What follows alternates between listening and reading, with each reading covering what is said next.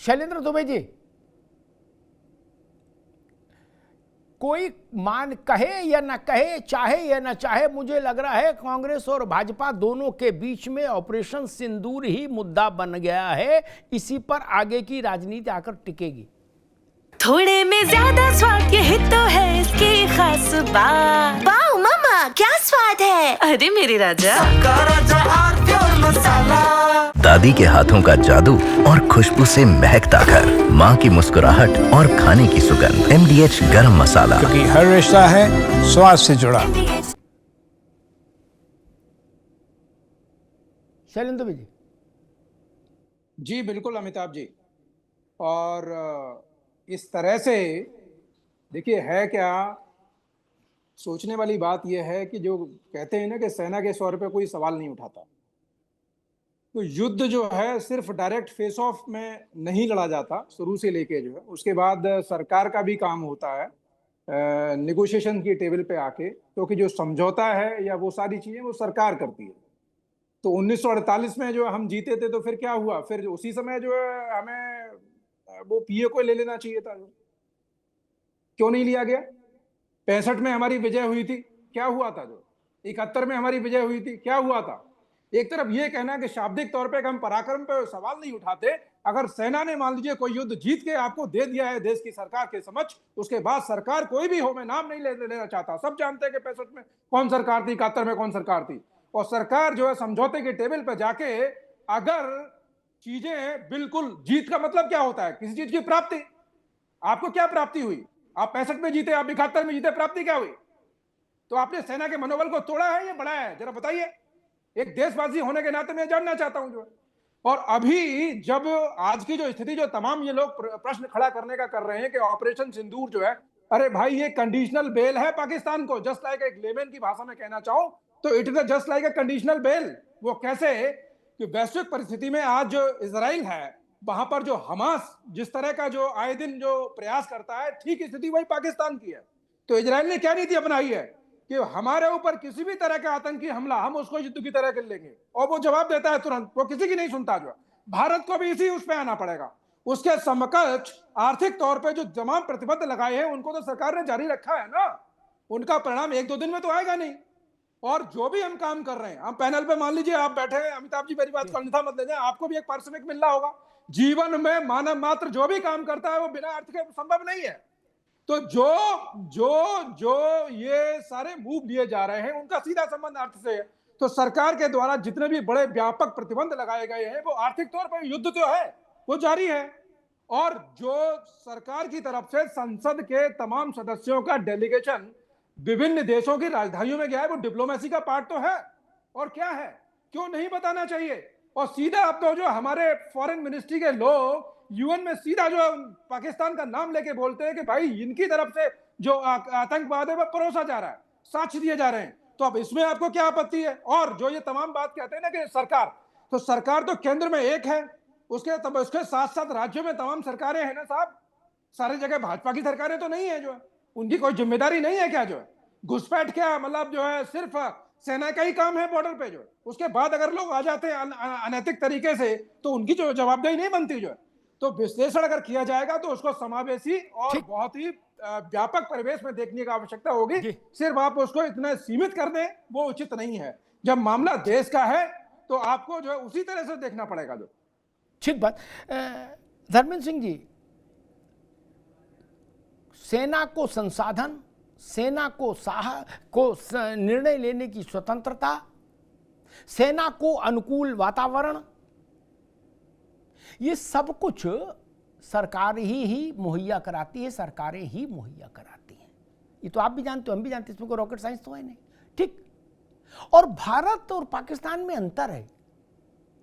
भारत में देश की सेना है, पाकिस्तान में सेना का देश है। ठीक।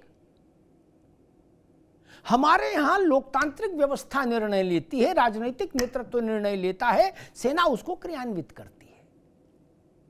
और सरकार की जिम्मेदारी होती है कि सेना के लिए हर तरह के इंतजामात रहें। तब उसमें यह कहने में परहेज क्यों कि ना बोले भाई सरकार का नाम ना आ जाए कहीं, इतना ही बोलेंगे केवल कि सेना को प्रणाम, सेना के साहस को प्रणाम। बोले बाकी सरकार, उन्होंने सरकार से क्या लेना देना? धर्मेंद्र सिंह जी, ये आपको नहीं लगता है बचकानी बातें हैं, इनसे उबर जाना चाहिए? क्योंकि अब इनमें कुछ जूस नहीं है, इनमें पॉलिटिकल जूस भी नहीं बचा। इस तरह की मानसिकता में अब कुछ ऐसा भी नहीं कि 4 वोट घट सकते हैं, बढ़ नहीं सकते, क्योंकि सबको पता है कि अगर एक मिनट रुक जाओ बाबू, इंदिरा गांधी को हम क्रेडिट दे सकते हैं 71 का, लेकिन मोदी को नहीं देंगे, वाजपेयी को नहीं देंगे।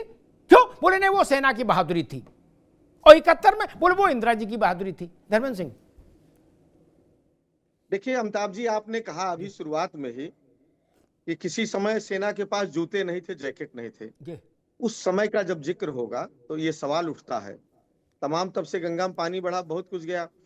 जब आप सेना के शौर्य को वोटों में तब्दील करना चाहेंगे तो ये डेमोक्रेटिक देश है, सरकारें बदल सकती है। आज नरेंद्र मोदी है, कल कोई और हो सकता है, इसके पहले कोई और था। तो जो राजनीतिक नेतृत्व सवाल पूछा जाना चाहिए वो पूछा जाएगा।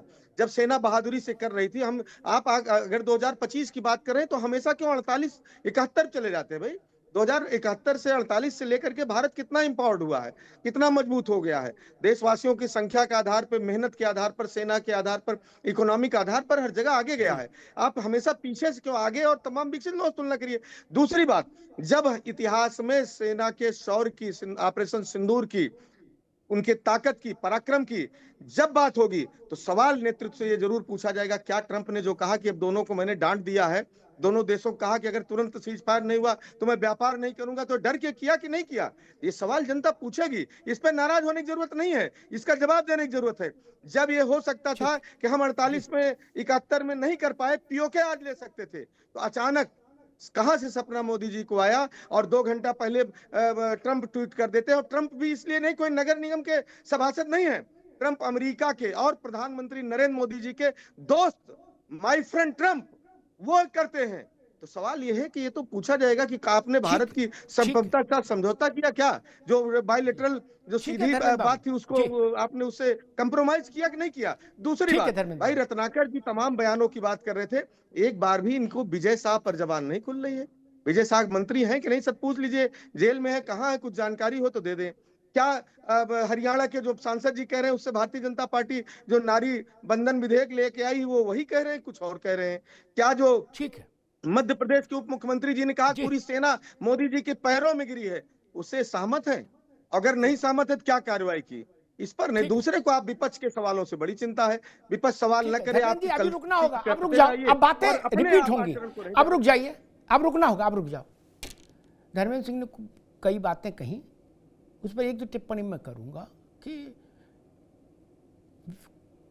संसदीय बहसें और डिप्लोमेटिक कन्वर्सेशन, संवाद, इनको जो लोगों ने ठीक से फॉलो किया है, देखा है, समझा है, पढ़ा है, वो इस सत्य को जानते हैं।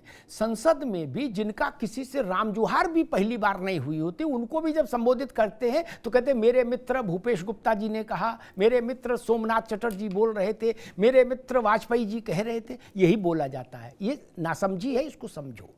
और विदेशी मामलों में भी यही बोला जाता है, my dear friend his excellency, my dearest friend his excellency, यही बोला जाता है। ठीक है ना? ये कोई एटा इटावा के मोहल्ले की राजनीति नहीं ना बाबू, कि तमंचा लेके बड़ा दौड़ा देंगे, ये नहीं होता है, ऐसा ही बोला जाता है। इसके लिए सीखना पड़ेगा, कोई बात नहीं, सीखिए। बड़े नेता ऐसी गलती ना करें, कार्यकर्ता करे तो क्षम्य है, लेकिन बड़े नेताओं को ऐसी गलती नहीं करें। एक बार रुक जा, अभी ने बीच में नहीं। दूसरी बात धर्मेंद्र ने बार बार उठाई, वो ये कि से वो कांग्रेस ने भी उसको उठाया कि भाई वोट नहीं मांगा जाना चाहिए। बिल्कुल दुरुस्त बात है, लेकिन राज भाई को स्मरण कराऊं, धर्मेंद्र कह रहे थे कि इतिहास, बिना इतिहास के तो वरना वर्तमान चल सकता है ना भविष्य चल सकता है। इतिहास से नहीं सीखेंगे तो क्या वर्तमान में करेंगे और क्या भविष्य की नीति बनाएंगे? ये तो बिल्कुल ही नासमझी की बात है कि इतिहास पर चर्चा नहीं करो। इतिहास के बिना कोई भविष्य बनता है? खैर, मैं राज भाई को स्मरण करा दूं, जब 71 की लड़ाई समाप्त हो गई जो भी उसमें फिर निर्णय बाद में हुआ, छोड़ा छाड़ी हुआ सैनिकों को, वो अलग विषय, उस पर विवाद है, मैं नहीं जाता। लेकिन लड़ाई सेना ने शौर्य के साथ लड़ी, इस बात सच है। इंदिरा जी का नेतृत्व भी बड़ा था, प्रभावशाली था, अद्भुत था, इसलिए उनकी प्रशंसा हुई। तो लोकसभा का चुनाव तो हो ही चुका था, युद्ध से पहले ही हो चुका था। बहुत सारे लोगों के इंप्रेशन है कि युद्ध के बाद लोकसभा का चुनाव हुआ, नहीं, मार्च में लोकसभा का चुनाव खत्म हो गया था, दिसंबर में युद्ध हुआ था। तो राज भाई, केंद्र की इंदिरा गांधी सरकार ने 8 राज्यों की विधानसभाएं भंग कर दी, बोली जल्दी चुनाव करा लो, माहौल इस वक्त टाइट है। क्या माहौल इस वक्त टाइट है? एक चिट्ठी लिखी गई एआईसीसी से, हर राज्य को, कार्य जिले तक को भेजी गई। धर्मेंद्र आप भी समझ लो, आगे काम आएगी, ठीक, क्योंकि आप अलायंस में हो, इनका अच्छा बुरा दोनों आपके कंधे पर रहेगा, बेताल की तरह। चिट्ठी में लिखा गया कि इंदिरा गांधी दुर्गा क्यों हैं, उन्होंने कैसा शौर्य किया, कैसा पराक्रम किया, कैसे तोप गोले चला दिए, पाकिस्तान के परखच्चे उड़ा दिए, और कहा गया ये बात घर घर जाके बताओ। कांग्रेस कार्यकर्ताओं से कहा ताकि जनता इस बात को समझे वोट देते समय। ये वोट मांगना नहीं था, ये सत्यनारायण कथा थी, ये अखंड रामायण हो रही थी। और मैं इसमें बुरा भी नहीं मानता, लीडर की लीडरशिप पर वोट नहीं मांगा जाएगा तो किस पर मांगा जाएगा? चने मुरमुरे पर वोट होगा? कैसी बात कर रहे हो? ये हुआ इस देश में। अब सब लोग एकदम गौतम बुद्ध हो गए, बोला ना वोट नहीं। अरे वोट मांगा जाना चाहिए भाई। हम प्रधानमंत्री को किस लिए बैठालते हैं, सरकार किस लिए चुनते हैं? क्यों? जैसे स्थितियां आए तो विकट पराक्रम हो तो उसको श्रेय भी देंगे। कंजूसी मैं नहीं कर सकता, जिनको करनी है वो कंजूसी राजनीतिक कारणों से करें, मुझे तो चुनाव लड़ना नहीं। मैं इंदिरा गांधी को भी अच्छा बताता हूं 71 में, और नरेंद्र मोदी को भी। मुझे सपा में या बसपा में कांग्रेस से टिकट तो नहीं लेनी ना, इसलिए स्वतंत्रता मुझे हासिल है। और मैं ये सवाल भी उठाऊंगा कि सेना के पास जूते क्यों नहीं थे। छोटी बात है क्या?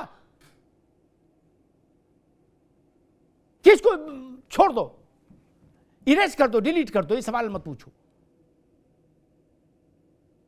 गरीब से गरीब मुल्क भी सेना के लिए जूते की व्यवस्था तो करके रखता है ना।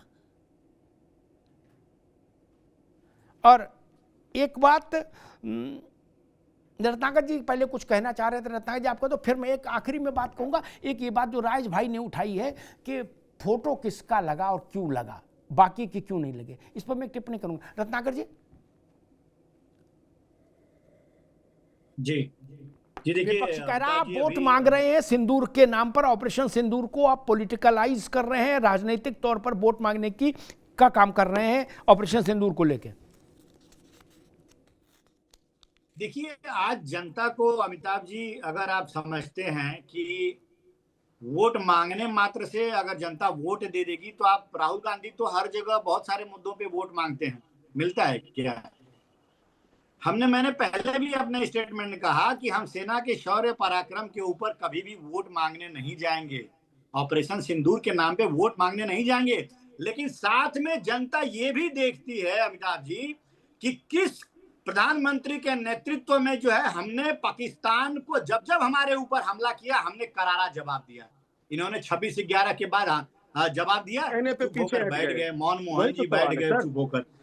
अभी मैं आना चाहूंगा अमिताभ जी, अभी धर्मेंद्र जी की बात पे, ये कह रहे थे कि सवाल पूछे जाएंगे, सवाल जरूर पूछे जाएंगे। मैं कहता हूं आप सवाल पूछिए, एक नहीं 100 सवाल पूछिए, लेकिन सवाल पूछिए, जनता को गुमराह मत करिए कभी भी। आप अभी जो ट्रंप की बात कह रहे थे कि ट्रंप ने कहा कि मैंने जो है युद्ध रुकवा दिया, ट्रंप के बाद पे आपकी विश्वसनीयता कितनी है ये बता दीजिए। तीसरे का इंटरफेरेंस क्या भाई साहब, पूरी बात तो कर लूं। नहीं, तीसरे बात पूरी कर लूं, सुन लीजिए, बात पूरी कर लूं, सुन लीजिए। आपने जो कहा है उसी पर डिनाई किया। नहीं रत्नाकर जी, क्या ट्रंप के कहने पर युद्ध रुका? कि ट्रंप की धमकी देने पर प्रधानमंत्री जी ने, ट्रंप ने कैसे भारत पाकिस्तान के बीच अगर सीधी बात हो रही थी तो ट्रंप ने कैसे 2 घंटे पहले ट्वीट कर दिया? और ट्रंप ने एक नहीं कई बार कहा, ट्रंप ने दुबई में क्या कहा? क्या प्रधानमंत्री जी की जुबान खुली कि नहीं ट्रंप झूठे हैं? कभी कहा कि ट्रंप झूठे हैं? नरेंद्र मोदी जी ने कहा ट्रंप झूठे हैं? क्यों बताइए? और ईमानदारी से बताइए, कहा कि क्या प्रधानमंत्री जी ने एक बार भी कहा कि ट्रंप झूठ बोल रहे हैं? छोड़िए सब बात, ट्रंप की बातों पे सेना आप को कितना छोड़िए, भरोसा करते हैं? आप वोट ट्रंप मांग रहे हैं तो आज आप हाँ कहेंगे, बताइए। कल ना कहते एक हैं। आम जनता का सीधा देशवासियों सवाल को है, और पूरे ट्रंप के लोगों कहने को पर ट्रंप की आप बातों पर सीज फायर भरोसा किए? करता है। क्या ट्रंप की बात पर भरोसा किया जाए? उसने कहा उनकी भारत बातों पर पाकिस्तान क्यों नहीं आप प्रधानमंत्रियों को भरोसा करते? मैंने कहा कि अगर कहा कि तुरंत नहीं मेरा बंद कोई हुआ तो हम हस्तक्षेप व्यापार बंद कर देंगे, सीजफायर में। या कहा कि अगर इसमें युद्ध क्यों नहीं नहीं करोगे बता रहे हैं? 10 लाखों लोग मर जाएंगे। ये धमकाया कि नहीं धमकाया? यही तो प्रधानमंत्री जी कहलाइए ना। प्रधानमंत्री जी कहें ट्रंप झूठ बोल रहा है, प्रधानमंत्री जी कहें ट्रंप झूठ बोल रहा है। ट्रंप होता अमिताभ जी, कौन मैं है? भारत के आंतरिक मामलों में निर्णय लेने वाला, भारत की सुरक्षा के मामलों में निर्णय लेने वाला। सवाल पूछे मैं हर जवाब दूंगा। क्या ट्रंप का 30 एक भी सेकंड दे बयान दीजिएगा, आया मैं 2-3 चीजें रत्नाकर जी, रखना भारत चाहता हूं, मैं के- रखना भारत चाहता हूं। के अभी रुकना होगा, अभी भारत की- रत्नाकर जी अपनी बात करें। जी जी रत्नाकर जी, भैया जल्दी समेट। जी, देखिए अमिताभ जी, मैं यही कह रहा था अभी। जी 2-3 चीजें हैं, बस दो बातें रखूंगा। एक तो जी, पहली चीज की रखिए। अगर ट्रंप की बातों पे जी। भरोसा करते हैं और उनके वक्तव्य को कोट करते हैं, तो उनके वक्तव्यों को कोट क्यों नहीं करते हैं जब उन्होंने कहा कि सीज फायर में मेरा कोई हस्तक्षेप नहीं है। विदेश मंत्रालय के विदेश सचिव विक्रम मिश्री जब आके कहते हैं कि पाकिस्तान के डीजीएमओ ने जो हमारे डीजीएमओ को फोन किया तब जाके सीज फायर को इनिशिएट किया गया, ये उनकी बातों को क्यों नहीं भरोसा करते। दूसरी चीज मैं कहना चाहूंगा, सवाल पूछिए, बिल्कुल सवाल पूछिए, लेकिन 2-3 सवाल हम भी पूछेंगे कांग्रेस पार्टी से कि राहुल गांधी जी कम्युनिस्ट पार्टी के साथ वो कौन सा एग्रीमेंट बना रहे थे जिस पे साइन कर रहे थे और सोनिया गांधी पीछे खड़ी थी। जरा बता दीजिए देश की जनता को, आगे बात, चाइना आगे, के साथ आगे। कम्युनिस्ट पार्टी के साथ कौन सा आ गई। agreement कम्युनिस्ट है? तक छोड़ दीजिए, आज कम्युनिस्ट का कहाँ लेना देना बचा भारत में ज्यादा, कम्युनिस्ट छोड़ दीजिए। कुछ तो सस्ता लो, सब बढ़िया लो, इसमें क्या खास बात है? थोड़े में ज्यादा स्वाद, यही तो है इसकी खास बात। ये है सीक्रेट रेसिपी MDH का जीरा सिर्फ जल जीरा मसाला। सिप सिप जीरा सिप MDH का जल जीरा सिप, जीरा सिप MDH का जल जीरा सिप।